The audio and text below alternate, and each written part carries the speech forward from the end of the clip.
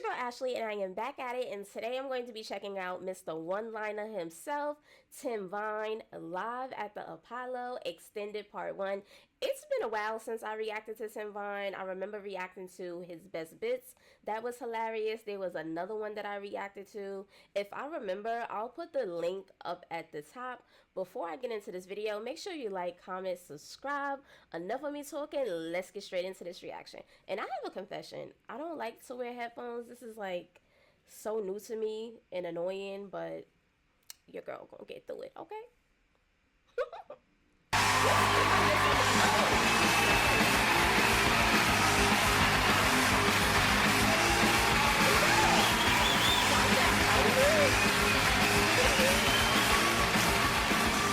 Good evening. I don't know why, but I keep getting my head kicked in.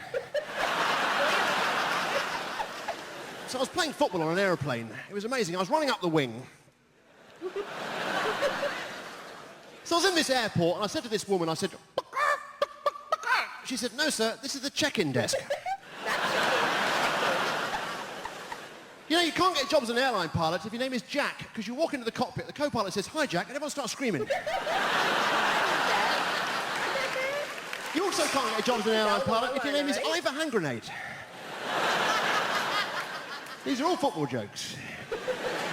But it's strange, isn't it? You stand in the middle of a library and go, ah, and everyone stares at you. Do the same thing on an aeroplane, everyone joins in. So this bloke said to me, he said, can you tell me your availability to run a football team in Sheffield? I said, I can't manage Wednesday. And I heard an advert for a football game on television, a bloke with a very low voiceover voice. He said, 2 teams, 1 goal. I thought, if the rules changed. I saw a football game, they came on like that. It was Charleston Athletic. So I watched a football match in Japan. At the end, they started doing martial arts. I said to the bloke next to me, I said, what's going on? He said, there's 2 minutes of ninjury time. So I went to the bar, and this football agent gave me an envelope full of manure. I said, no, bung, bung. And then a referee walked in. I thought, it's all going to kick off now. And he had a face like thunder. And that's a strange phrase, isn't it? Thunder's a noise. He had a face like... There was a lady with him. She had a face like... So Eric Bristow came up to me. He said, how come you put super glue on one of my darts? I said, you just can't let it go, can you? See, his jokes aren't too complicated. They're just like one-liners. It's really not too much into it. Sometimes some of these comedians can be too complex, but he doesn't have to be over the top to be funny. It's just like, boom, like, it's just like a punch. And I like it. Now, some things I might not be able to get, but I definitely enjoy, like, the little one-liners that I'm able to get. And I'm pretty sure if I'm not able to get it, you guys would definitely let me know. So Robin Hood came up to me. I said, where'd you keep your arrows? He said, in the quiver. I said, where'd you keep your arrows?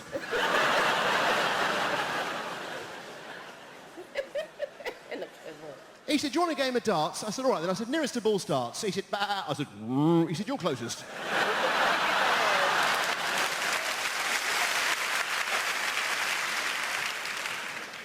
So I was working in a health food shop. This bloke walked in. He said, evening Primrose Oil. I said, Mr. Vine to you.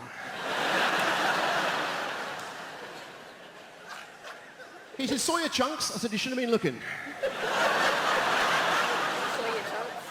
So I went to the doctors. I said, I'm feeling a bit quincy. He said, don't you mean queasy? I said, we're talking about human lives.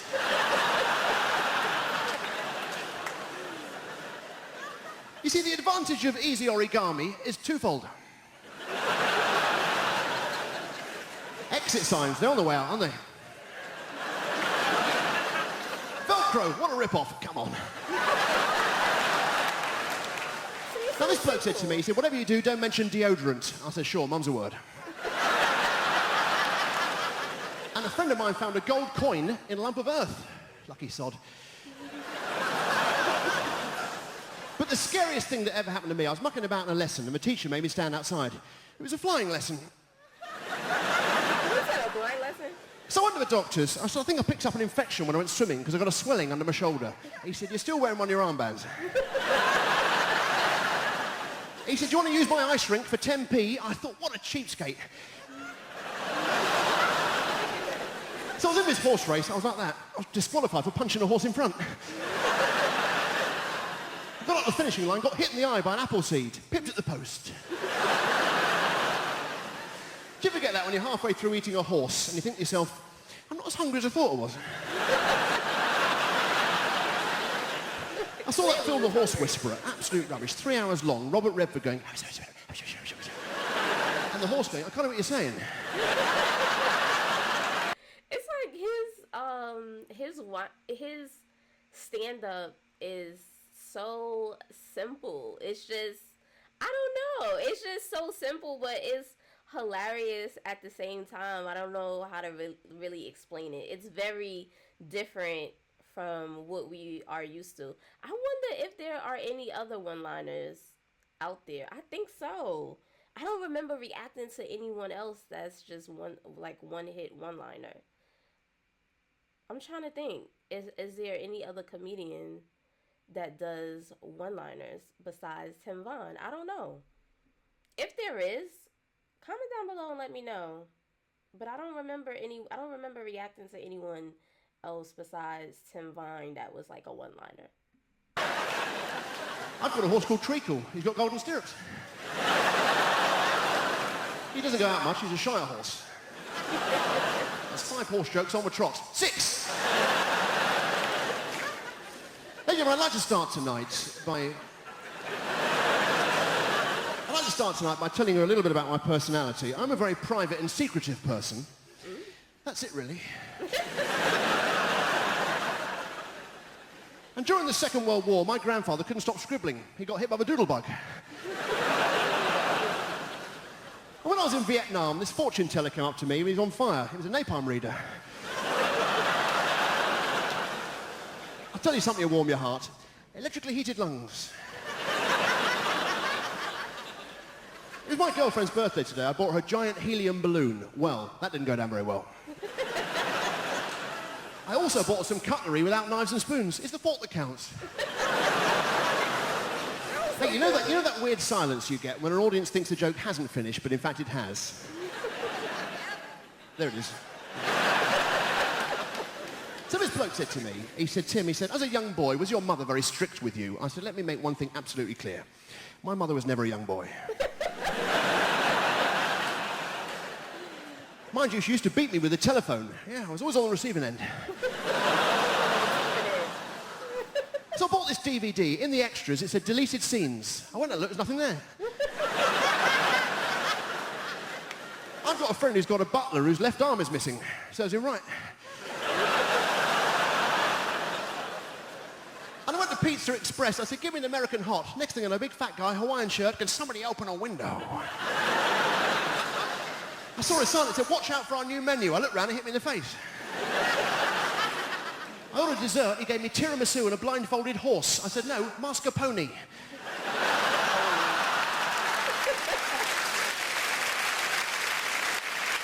And Dale Winton came up to me. He said, Tim, can I ask you a question? I said, sure. He said, are you any good at impressions? I said, no.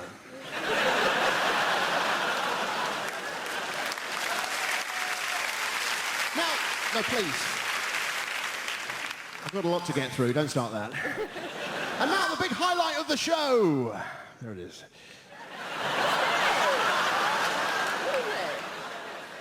Deodorant?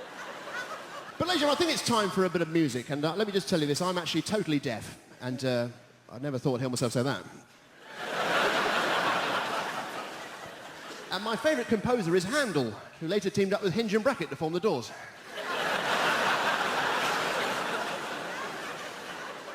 So I went down to a local music shop. I said, can you teach me how to read music? He said, why? I said, because I keep pronouncing it music.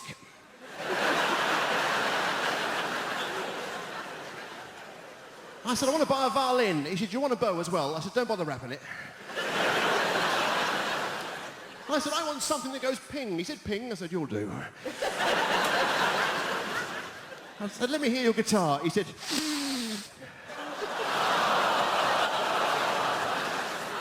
Now, ladies and gentlemen, it's time, I think, to sing a song. I'm going to sing you a song. This song is called Alarm Bells. Hit the music, please. Thank you very much. I like what he sings. When a man wears trousers, he's still a man. When a girl wears trousers, she's still a girl. When your dad wears lipstick, alarm bells, alarm bells, alarm bells. When the roller coaster's fast, it makes you feel high. When the roller coaster spins, the world whizzes by. When there's blood on the seats, alarm bells, alarm bells, alarm bells. When an airline pilot says fasten your seatbelts, that's all right. When he says there's a bit of turbulence, it's just part of the flight. When you overhear him say, what does that line mean? Alarm bells, alarm bells, alarm bells. In your life there are sights and smells, but listen out for those alarm bells.